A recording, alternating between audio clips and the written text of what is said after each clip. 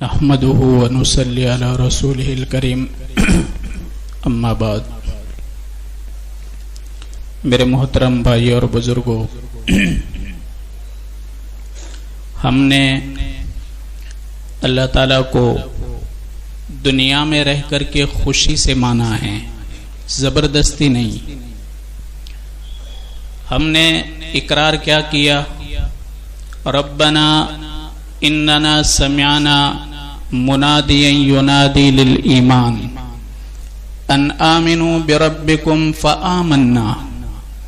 ہم نے ایک منادی کو سنا جو پکار رہا تھا کہ تم اپنے پروردگار پر ایمان لے آؤ۔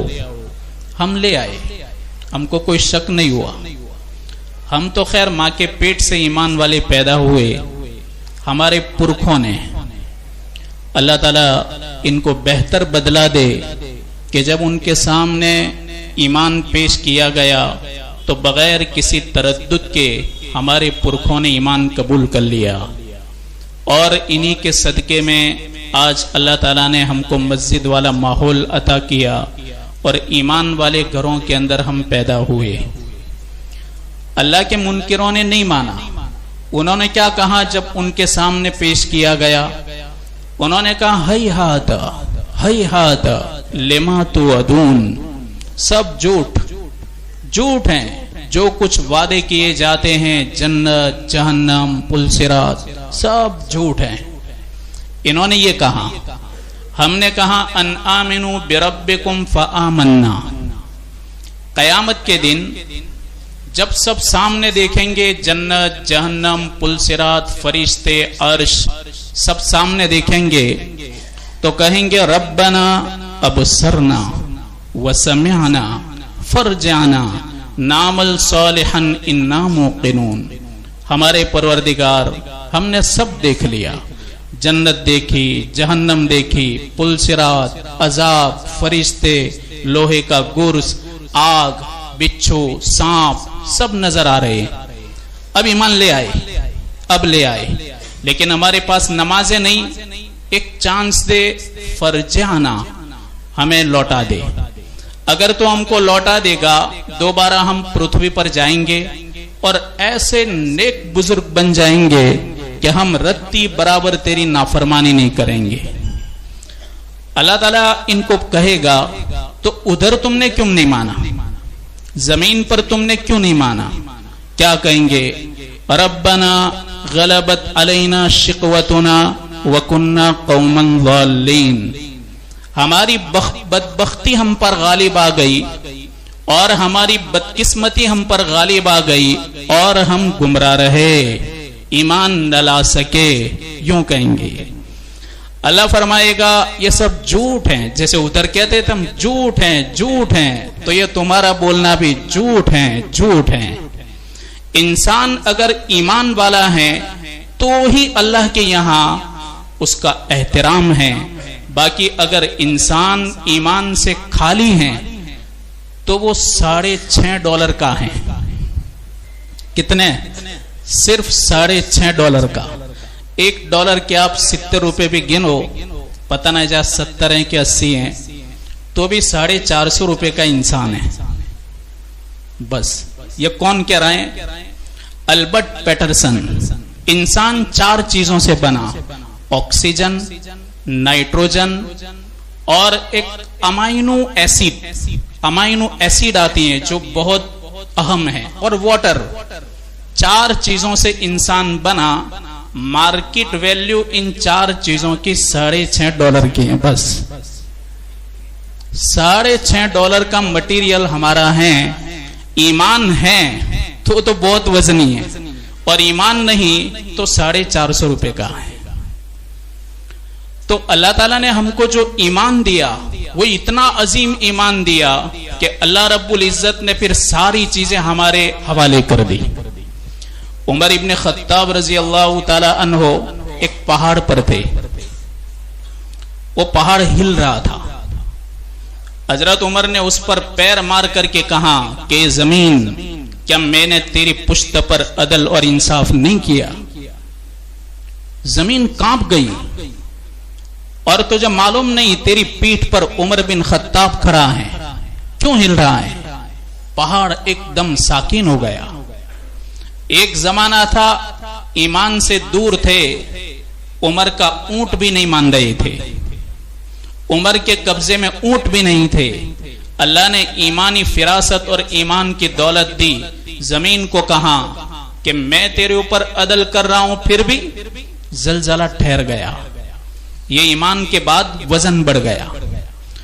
آپ جمعہ کے دن خطبہ دے رہے تھے، حضرت عمر ایک لشکر انہوں نے بھیجا تھا، وہ پہاڑ کے دامن میں تھا، پہاڑ کے پیچھے سے دشمن حملہ کرنے کے لیے تیار تھا۔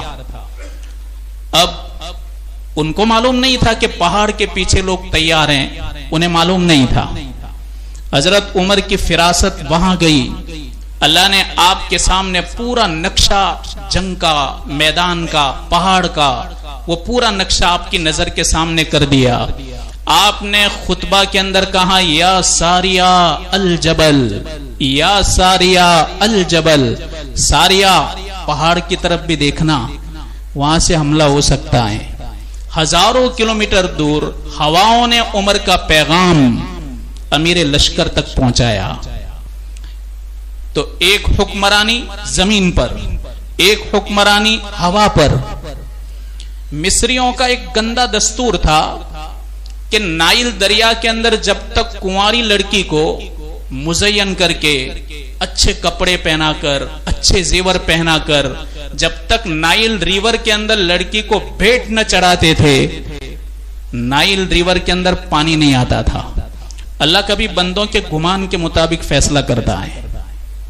انہوں نے ایسا گمان بنا دیا تھا تو ویسا ہی ہوتا۔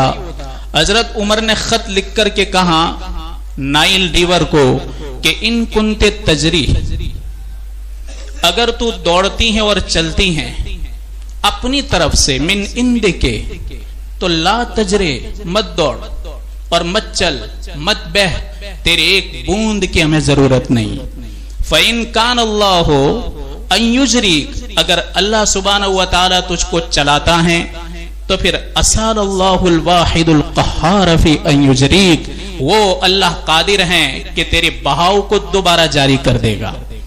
اتنا خط لکھ کر کے امیر لشکر کو کہا کہ نائل ریور کو دے دینا، وہ مان لے گی۔ یہ خط دیا پانی کو، تب سے پانی چل رہا ہے آج تک، نائل دریا نے آج تک پانی کی بہاؤ کو بند نہیں کیا۔ یہ حکمرانی پانی پر تھی۔ حضرت عمر نے ایک بار مدینے میں آگ لگی، بڑی خطرناک آگ لگی تھی، آہستہ آہستہ آبادی کی طرف آ رہی تھی۔ حضرت عمر نے دہیا کلبی کو بلایا، آگ لگی ہے، لوگ شور کر رہے ہیں، کہاں لے یہ چابک لے، مار اس کو۔ کس کو؟ آگ کو۔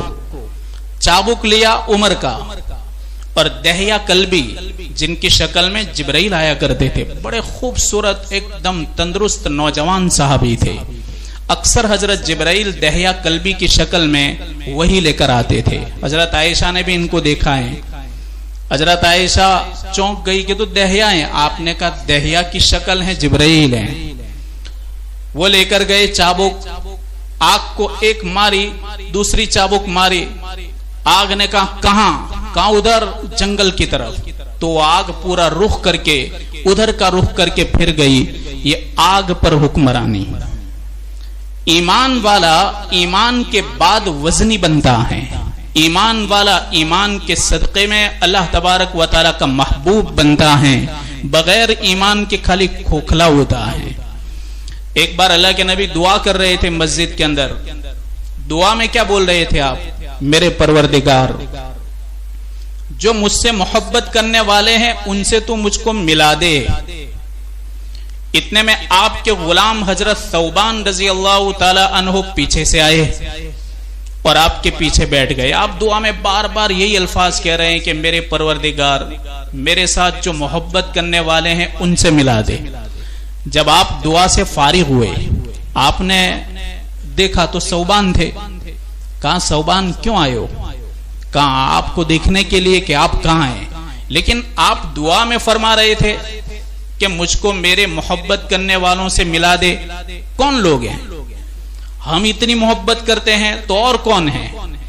آپ نے فرمایا صوبان تم جبرائیل کو دیکھتے ہو، تم وحی کے زمانے میں زندگی گزار رہے ہو، قرآن آتا دیکھتے ہو، میدانوں کے اندر فرشتوں کی مدد کو دیکھتے ہو کہ 3000 4000 5000 فرشتے آئے، مدد ہوئی، تم نبی کو دیکھ رہے ہو، تم معجزات کو دیکھ رہے ہو، سب کچھ دیکھ رہے ہو، تمہاری محبت سر آنکھوں پر، لیکن صدیوں کے بعد ایک امت آئے گی، یہ امت آئے گی جو 14 شتابدی کے بعد آئی۔ آپ نے فرمایا صدیوں کے بعد ایک امت آئے گی جو میری امت کے علماء سے قال اللہ قال الرسول سنے گی، اور جو میرے پیغام کو سنے گی، اور وہ لوگ میرے پیغام کو امت تک پہنچائیں گے، ان کے صدقے میں وہ مجھے پہچان لے گی، اس امت کی میں بات کر رہا ہوں، ہماری بات کر رہا ہے ہمارا نبی کہ صدیوں کے بعد ہم آئے اور آپ نے آپ کی زندگی سنی، آپ کی باتیں سنی، اور سن کر کے آپ کے دل کے اندر اللہ کے حبیب کی محبت آئی، تو کس کی بات کر رہا ہے؟ ہمارا نبی ہماری بات کر رہا ہے۔ آپ نے تمنا کہ میرے پروردگار ان لوگوں کے ساتھ مجھ کو ملا دے، بہت خوش قسمت ہیں، ان کی زندگی پر جو چلے گا وہ ولی کامل بنے گا، کامل ولی بنے گا اگر ان کے نقش قدم پر چلا، اللہ کے حبیب کے نقش قدم پر عمر چلے، ہر چیز ان کی محبت میں ہیچ ہو گئی، ان کی محبت میں غلام بن گئی۔ تو ہم ہمارے اکابرین کی بات سنتے ہیں صرف اس لیے نہیں کہ مزہ آوے، علم میں اضافہ ہو، ان کے نقش قدم پر چل کر کے ہم بھی اللہ کے محبوب بندے بن جائے اور اللہ کے مقرب بندے بن جائے، اس نیت سے سنیں۔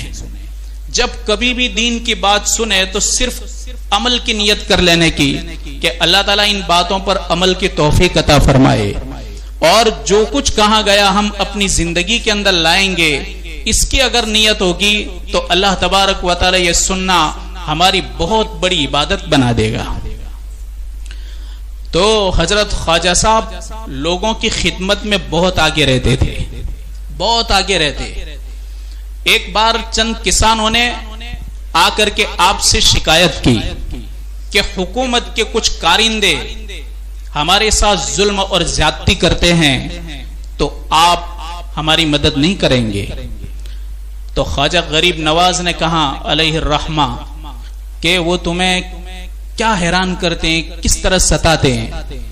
کہا کہ وہ لکھ جاتے ہیں کہ بھئی اتنی پیداوار ہیں، حالانکہ اتنی پیداوار بھی نہیں ہوتی، اور اتنا جنگی عشرہ لگا دیتے ہیں۔ عشرہ ایک حصہ ہے جو کھیتی میں علماء جانتے ہیں، کھیتیوں کے اندر جو ایک زکوٰۃ کی طرح لاگو ہوتا ہے، تو کہا عشرہ اتنا بڑا حصہ لگا دیتے ہیں، 10واں حصہ پیداوار کا، کہ ہم برداشت نہیں کر پاتے، اور کبھی تو ہماری کھیتی بھی ہلاک ہو جاتی ہے، پھر بھی یہ کہتے ہیں نہیں بہت اچھی کھیتی ہے، اتنا گیہوں دینا پڑے گا، اتنا چاول دینا پڑے گا، اتنی مکئی دینی پڑے گی۔ اور بعض کارندے تو ایسے ہوتے ہیں حکومت کے کہ اچھی جگہ ہوتی ہیں، روڈ والی جگہ، تو وہ حکومت کے نام پر قبضہ کر لیتے ہیں۔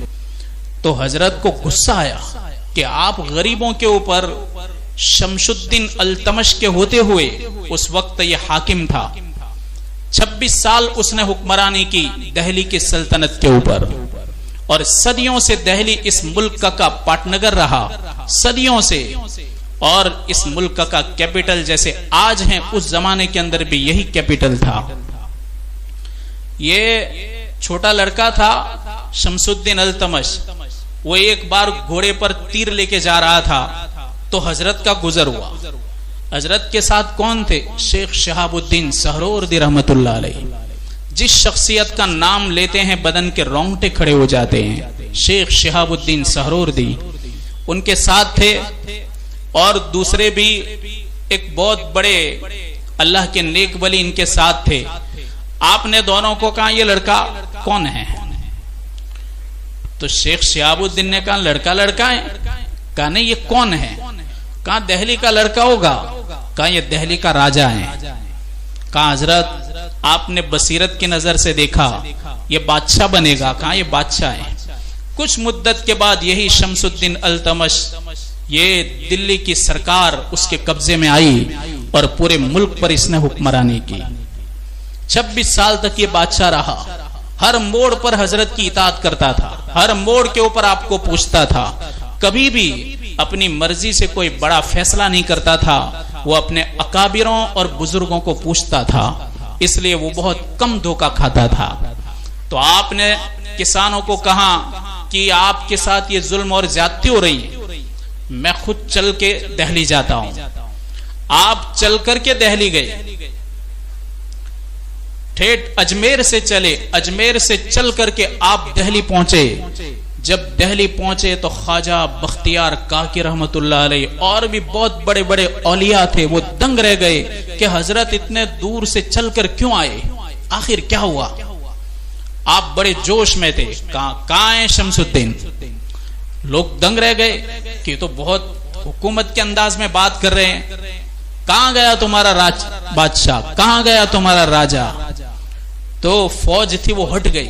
فوج نے جلدی جا کر خبر دی, کہاں کہ آپ کو معلوم ہے آپ کے تو پیر صاحب آ رہے ہیں. کہاں کون, کہاں حضرت خواجہ صاحب. وہ دوڑتا ہوا آیا روڈ کے اوپر اور حضرت کے قدموں میں گر گیا. کہاں کہ حضرت آپ اتنے دور سے چل کر آئے, ہمیں بلا لیتے تو ہم وہاں پہنچ جاتے, اجمیر آ جاتے. آخر کس بات نے اور کس دکھ اور درد نے آپ کو یہاں آنے پر مجبور کر دیا.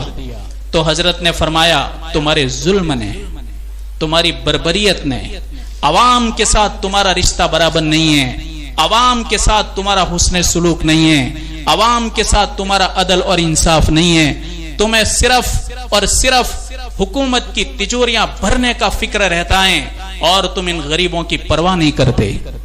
وہ زارو قطار رونے لگا کہ حضرت کیا ہوا, ہم نے کیا ظلم کر دیا.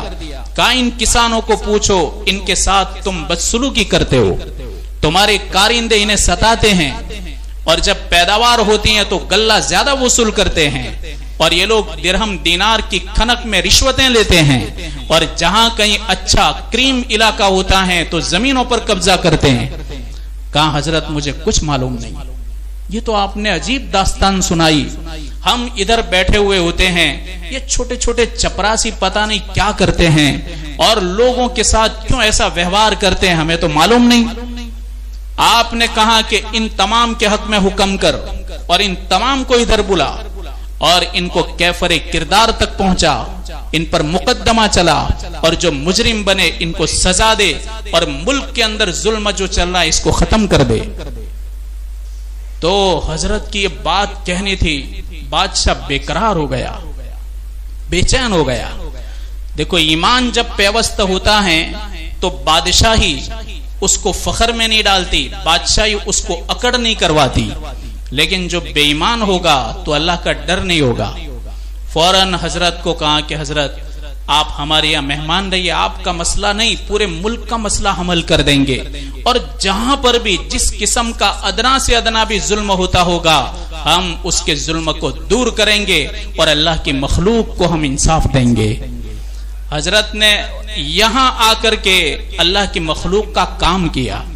خالی عبادتوں سے اور خالی تسبیح سے اور صرف عبادت راتوں کو جاگنے سے کچھ نہیں ملتا. یہ تو ایک ایمان کا حصہ ہے, ایک بھاگ ہے. 72 شعبے ہیں ایمان کے.